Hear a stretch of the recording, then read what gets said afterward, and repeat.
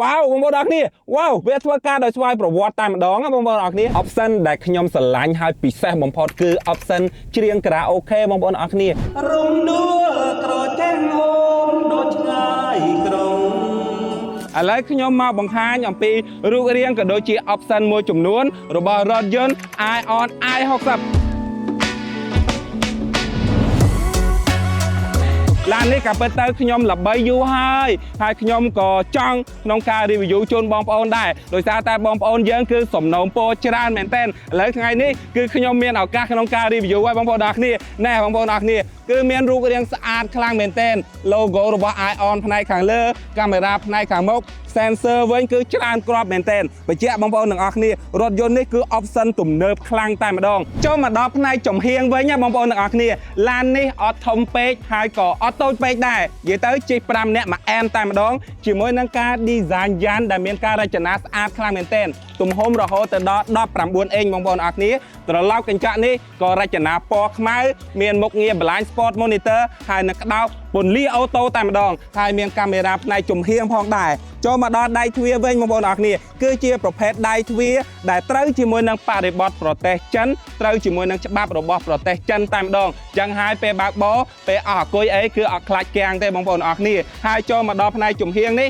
គឺមាន3ជម្រើសបងប្អូនទាំងអស់គ្នាដែលជម្រើសទី1និងជម្រើសទី2គឺប្រភេទ EV Shot ដែលមានរ៉េង530គីឡូហើយនឹងរ៉េង650គីឡូហើយនឹងជម្រើសមួយទៀតគឺប្រភេទ REEV ដែលមានរ៉េងបូកទាំងអគ្គិសនីនិងសាំងរហូតទៅដល់1240គីឡូឯណោះបងប្អូនអញ្ចឹងបងប្អូនអាចរើសទៅតាមតម្រូវការទៅតាមកម្រិតថវិការបស់បងប្អូនហើយតម្លៃវិញគឺក្រោម 30000 បងប្អូនអរគ្នាចាប់ផ្ដើមពី 20000 ជាងទៅចូលមកដល់ផ្នែកខាងក្រោយវិញណាបងប្អូនទាំងអស់គ្នាមានការរចនាស្អាតមែនទែនជាពិសេសខ្ញុំស្រឡាញ់ជាមួយនឹងការរចនាស្តុកជាខ្សែបន្ទាត់ពីរបែបនេះមើលទៅគឺទាន់សម័យខ្លាំងជាមួយនឹង logo Ion មានភ្លើងបងប្អូនអរគ្នាហើយចំពោះ sensor វិញនិយាយទៅ6គ្រាប់ផ្នែកខាងមុខហើយនឹង6គ្រាប់ផ្នែកខាងក្រោយតែម្ដងលើសពីនឹងទៅទៀតបងប្អូនគ្រាន់តែចុចប៊ូតុងមួយនេះមកវានឹងបើកដោយស្វ័យប្រវត្តិតែម្ដងដោយសារតែប្រើជាប្រព័ន្ធអេឡិចត្រូនិកបងប្អូនទាំងអស់គ្នាហើយចំពោះ space ផ្នែកខាងក្រោយនេះគឺមានទំហំធំដែលបងប្អូនអាចដាក់អីវ៉ាន់បានច្រើនខ្លាំងមែនទែនអញ្ចឹងផ្នែកខាងក្រៅខ្ញុំមានប៉ុណ្ណឹងជូនបងប្អូនយើងចូលទៅមើលផ្នែកខាងក្នុងចូលមកដល់ផ្នែកខាងក្នុងវិញខ្ញុំមានអារម្មណ៍ថារថយន្តនេះមិនសមតម្លៃ 20000 ជាងទេបងប្អូនទាំងអស់គ្នាដោយសារតែការរចនាគឺប្រណិត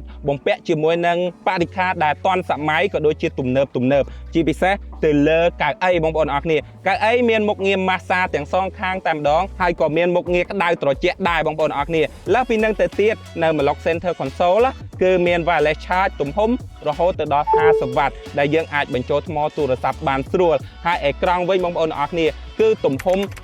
14.6 អេងដែលយើងអាចភ្ជាប់ជាមួយនឹង Apple CarPlay និង Android Auto ដោយមិនបាច់ប្រើខ្សែតែម្ដងរថយន្តនេះគឺអាចមើលកាមេរ៉ា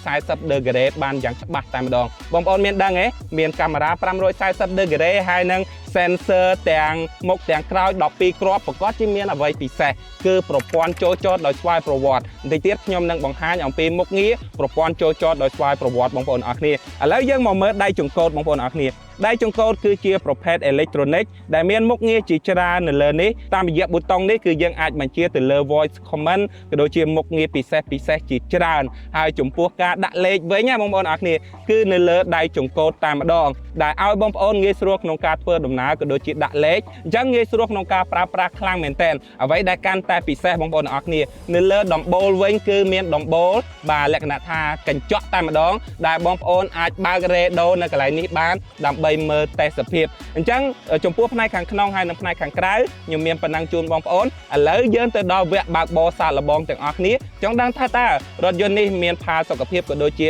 ផ្ដល់នៅបាទភាពងាយស្រួលអ្វីខ្លះដល់អ្នកបើកបរអ្វីដែលខ្ញុំក៏សម្គាល់ឃើញថាឡាននេះពិសេសលើគេគឺប្រព័ន្ធសុវត្ថិភាពបងប្អូនអរគ្នាដោយសារតែរថយន្តនេះគឺមានប្រព័ន្ធសុវត្ថិភាពជាច្រើនដូចជាចាប់ស្លាកសញ្ញាចរាចរណ៍កំណត់ល្បឿនអីហ្នឹងបាទល្បឿនគេកំណត់ឲ្យ40 50អីហ្នឹងគឺចាប់បានហើយបង្ហាញនៅលើអេក្រង់ដ៏ធំ ចំកណ្ដាលនេះហើយនឹងមានមុខងារជាច្រើនទៀតដោយជាក់ស្ដែងបងប្អូនឃើញហើយពេលដែលមានរថយន្តមកក្បែរឬក៏ម៉ូតូមកក្បែរបងប្អូនឃើញតែម្ដងអញ្ចឹងនេះគឺជាចំណុចសុវត្ថិភាពហើយខ្ញុំស្រឡាញ់ជាងគេគឺកៅអីម៉ាស្សានឹងតែម្ដងបងប្អូនអរគ្នាដោយសារពេលដែលយើងបើកបរផ្លូវឆ្ងាយឬក៏យូរអីកៅអីម៉ាស្សាគឺជួយសម្រួលផ្ដល់ផាសុខភាពឲ្យយើងដែលធ្វើឲ្យយើងមិនងងុយគេងឬក៏ឈឺខ្នងហត់នោះទេបងប្អូនអរគ្នាហើយអ្វីដែលកាន់តែពិសេសរាល់ពេលដែលបងប្អូនជាវរថយន្ត Ion បងប្អូននឹងទទួលបាន free insurance រហូតដល់1ឆ្នាំទៀតផងឥឡូវខ្ញុំមកសាកជាមួយនឹងមុខងារ auto parking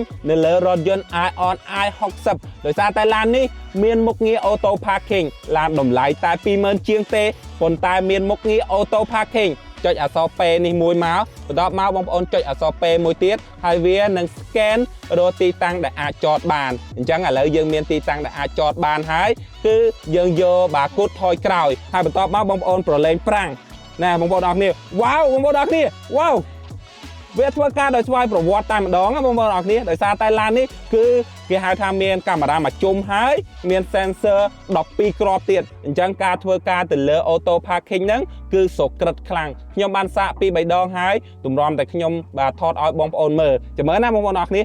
វ៉ាវបងប្អូនអរគ្នាអញ្ចឹងវាផ្ដល់ភាពងាយស្រួលនៅពេលដែលបងប្អូនចូលចតកន្លែងចង្អៀតឬក៏បញ្ញាប់អីចង់ឲ្យឡានចូលចតដោយស្វ័យប្រវត្តិអីគឺបងប្អូនមិនបាច់ប្រើដៃនាំទៅហត់ទេបាទឡានពិសេសបាទឡានពិសេសមុខងារនេះគឺពិសេសខ្លាំងមែនតើណាបងប្អូនអរគ្នាហើយពេលដែលមានឡានឬក៏ម៉ូតូមកក្បែរគឺវានឹងចាប់ហ្វ្រាំងឬក៏ឈប់ទៅតាមគេហៅថាស្ថានភាពជាក់ស្ដែងបងប្អូនអរគ្នា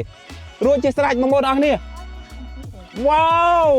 យ៉ាងម៉េចដែរបងប្អូនទាំងអស់គ្នាបន្ទាប់ពីស្ដាប់បទបង្ហាញដ៏ជក់ចិត្តទៅលើ Ion i60 តើបងប្អូនចំណាយលុយ 20000 ជាងមកទិញរថយន្តនេះដែរឬអត់ហើយប្រសិនបើបងប្អូនទិញក្នុងឱកាសនេះដូចជំរាបបងប្អូនអញ្ចឹងនឹងទទួលបាន promotion ក៏ដូចជាទិញពីក្រុមហ៊ុនទទួលបានការធានាត្រឹមត្រូវបងប្អូនអរគ្នាអញ្ចឹងប្រសិនបើបងប្អូនចង់ប៉ះផ្ទាល់ចង់តេស្តផ្ទាល់បងប្អូនទំនាក់ទំនង Ion Cambodia ដែលមានរហូតដល់3ទីតាំងបងប្អូនអរគ្នានៅ Stop Boko នៅកណ្ដាលហើយនឹងនៅសាខាបាត់ដំបងបងប្អូនអរគ្នាឬក៏ទំនាក់ទំនងតាមរយៈលេខទូរស័ព្ទដូចមានបង្ហាញនៅលើអេក្រង់ជាចុងក្រោយខ្ញុំបាទកាក់ Channel សូមអរគុណសូមគោរពជម្រាបលា